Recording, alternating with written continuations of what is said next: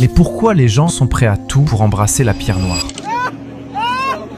Voici la pierre noire, et elle vient du paradis. Elle était initialement plus blanche que le lait, mais elle a noirci à cause des péchés des hommes. Elle est scellée dans l'angle sud-est de la Kaaba et sert de point de repère. C'est à son niveau que l'on commence et que l'on termine chaque tour de circuit, le tawaf, autour de la Kaaba. Si les pèlerins veulent l'embrasser, c'est par pure obéissance à Allah, en suivant la sunna du prophète sallallahu alayhi wa sallam. Mais le problème, c'est que de nos jours, on assiste à des scènes déplorables à la Mecque. Des bousculades, des coups et un manque total de respect pour autrui. Alors que comme je l'avais cité plus tôt, embrasser la pierre noire est une sunna, un acte méritoire, mais ne pas nuire à son prochain est une obligation.